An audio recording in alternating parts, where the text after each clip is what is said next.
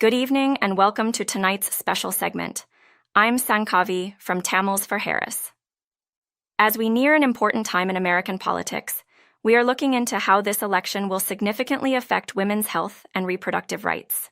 Tonight, we bring you a powerful message from former First Lady Michelle Obama on why Kamala Harris stands as a vital candidate for preserving these rights and supporting the health of women across the nation. Kamala Harris is the best choice for those who care about women's health and equality. She understands the unique struggles of women's health from puberty through menopause and the gaps in research and medical access that women face daily. Trump and his allies have pushed policies restricting reproductive health care, leading to real dangers, higher infant mortality, jailed women after miscarriages, and delays in critical care that could cost lives. Harris stands for protecting reproductive rights, ensuring safe, accessible care for women across the country, and vetoing harmful restrictions on contraceptives and healthcare access. This election is about a leader who values lives beyond her own. Let's choose a path that supports women's health, equity, and our nation's future. Vote for Kamala Harris. Let us listen to Michelle Obama's speech on reproductive rights and women's health. I want to think about who do you think possibly would care more about our reproductive health?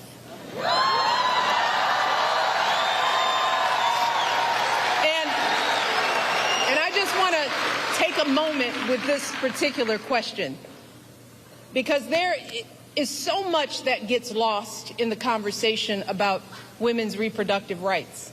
And I want the men in the arena to bear with me on this, because there's more at stake than just protecting a woman's choice to give birth. And sadly, we as women and girls have not been socialized to talk openly about our reproductive health.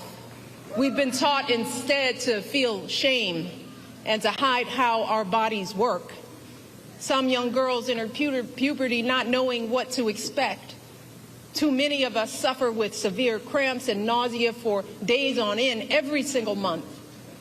And then on the other end of the reproductive timeline, too many women my age have no idea what's going on with our bodies as we battle through menopause and debilitating hot flashes and depression.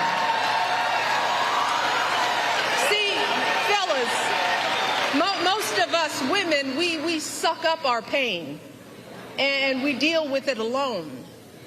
We don't share our experiences with anyone, not with our partners, or our friends, or even our doctors.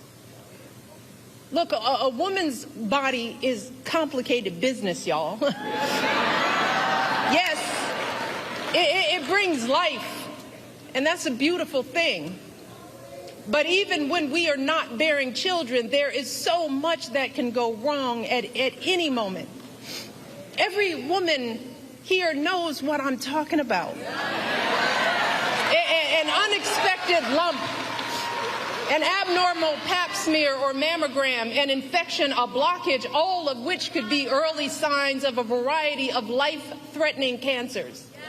And in those terrifying moments when something goes wrong, y'all, which will happen at some point to the vast majority of women in this country, let me tell you, it feels like the floor falls out from under us.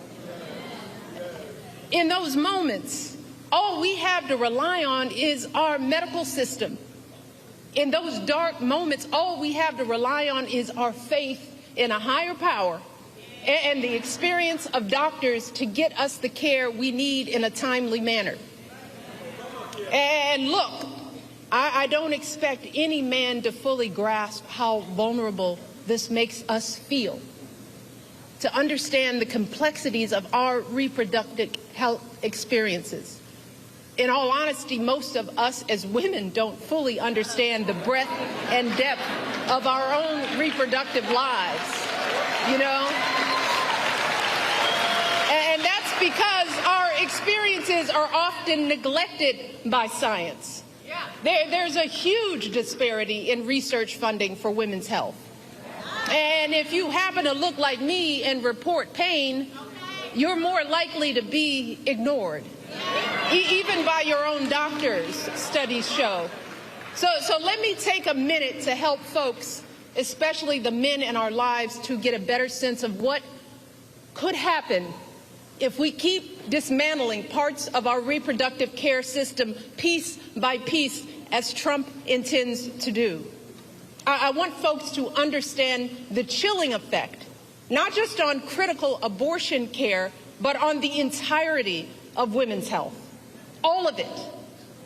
There are good reasons why so many women and physicians are horrified by what's happened since Donald Trump's justices overturned Roe v. Wade.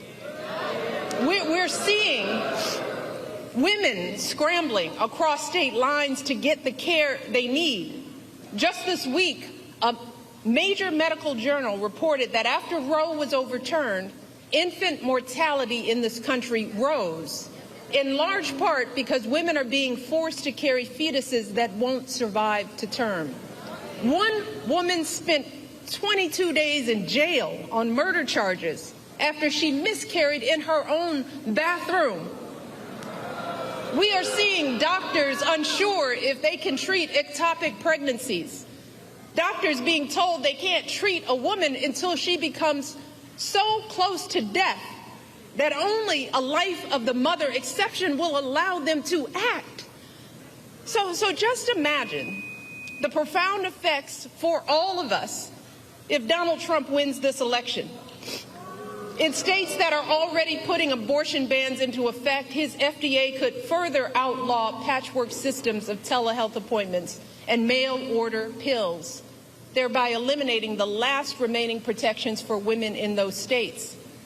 He could take actions that effectively ban abortion nationwide, which would put all of us in danger, no matter what state we live in.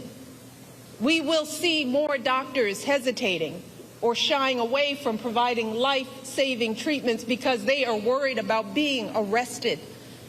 More medical students reconsidering even pursuing women's health at all. More OB/GYN clinics without enough doctors to meet demand, closing their doors, leaving untold numbers of women in communities throughout this country without a place to go for basic gynecological care, which in turn will leave millions of us at risk of undiagnosed medical issues like cervical and uterine cancers. This is real. So do you think Donald Trump is thinking about the consequences for the millions of women who will be living in medical deserts? Does anyone think he has the emotional maturity and foresight to come up with a plan to protect us? Y'all, we are teetering on the edge. Even before these state bans, America was already lagging behind every other wealthy nation on measures like maternal mortality and paid leave. So we could be right back to the days before Roe, which many young people here don't even remember. The days when abortion wasn't as safe as it is today. The days when the number of mothers of color dying in childbirth was 30 to 40% higher than when it was under Roe. So to the men who love us, let me just try to paint a picture of what it will feel like if America, the wealthiest nation on earth, keeps revoking basic care from its women, and how it will affect every single woman in your life.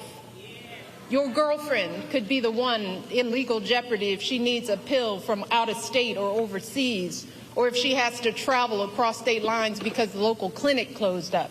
Your wife or mother could be the ones at higher risk of dying from undiagnosed cervical cancer because they have no access to regular gynecological care. Your daughter could be the one too terrified to call the doctor if she's bleeding during an unexpected pregnancy.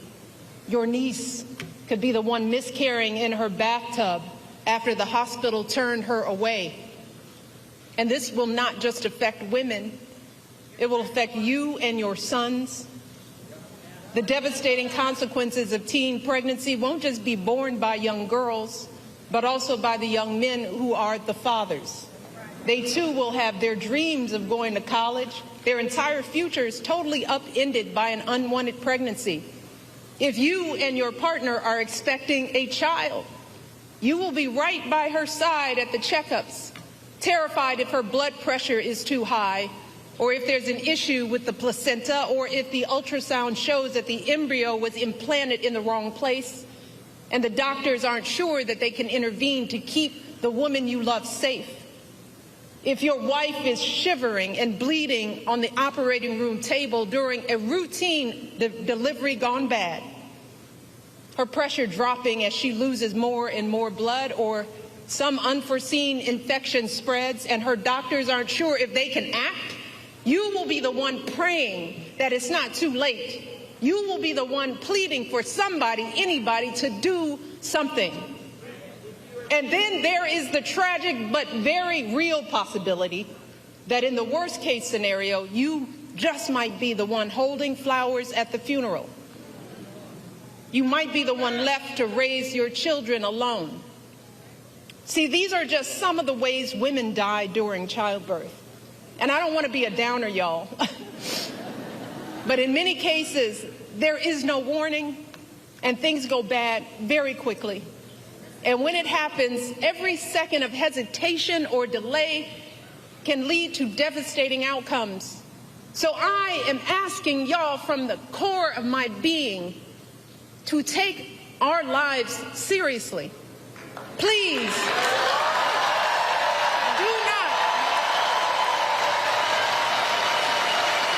do not put our lives in the hands of politicians, mostly men, who have no clue or do not care about what we as women are going through, who don't fully grasp the broad-reaching health implications that their misguided policies will have on our health outcomes. The only people who have standing to make these decisions are women with the advice of their doctors. We are the ones with the knowledge and experience to know what we need.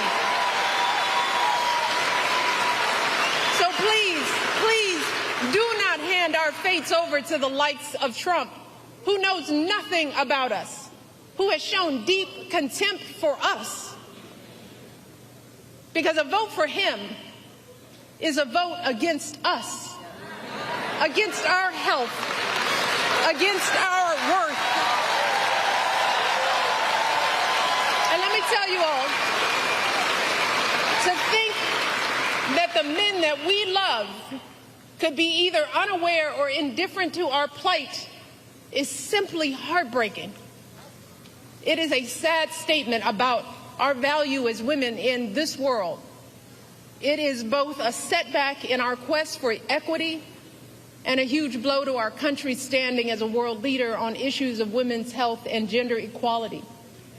So fellas, before you cast your votes, ask yourselves, what side of history do you want to be on?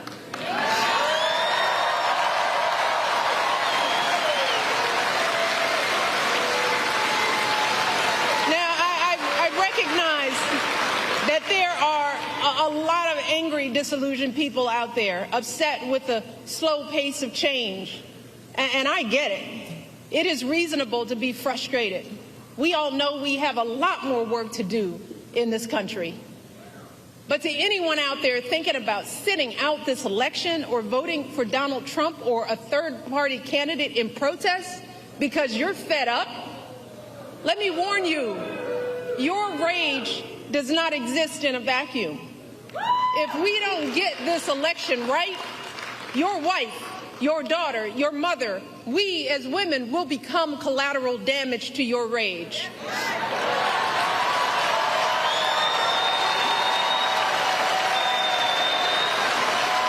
So, are you as men prepared to look into the eyes of the women and children you love and tell them that you supported this assault on our safety?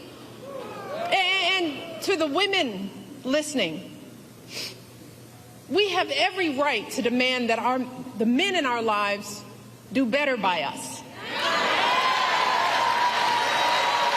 We have to use our voices to make these choices clear to the men that we love.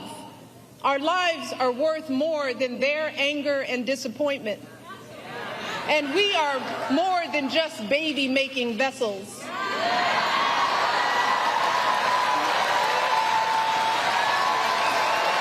And if you are a woman who lives in a household of men that don't listen to you or value your opinion, just remember that your vote is a private matter.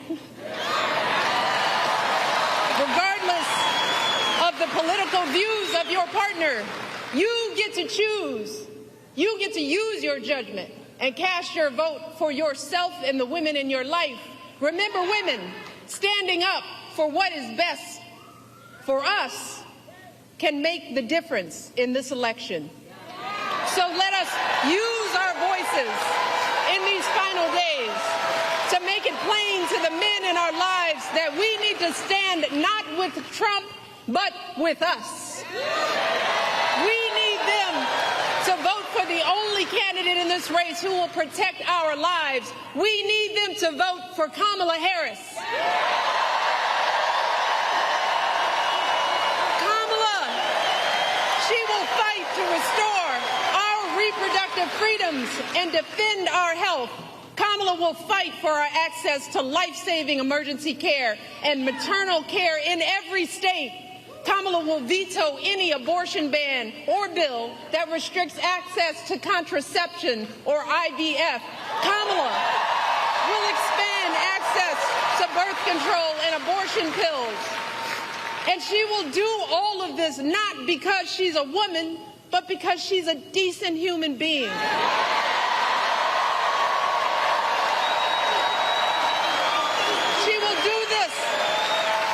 She cares about the lives of people other than herself. And that's really what this election is about, Michigan. This isn't just about what we have an obligation to say no to. It's about what we have the opportunity to say yes to. Let's vote for Kamala Harris to protect our mothers, sisters, and daughters. These women support us through every stage of life. We owe it to them to honor their freedom. So, remember, on November 5th, vote for Kamala Harris. Thank you and good night. Freedom, freedom, I can't move.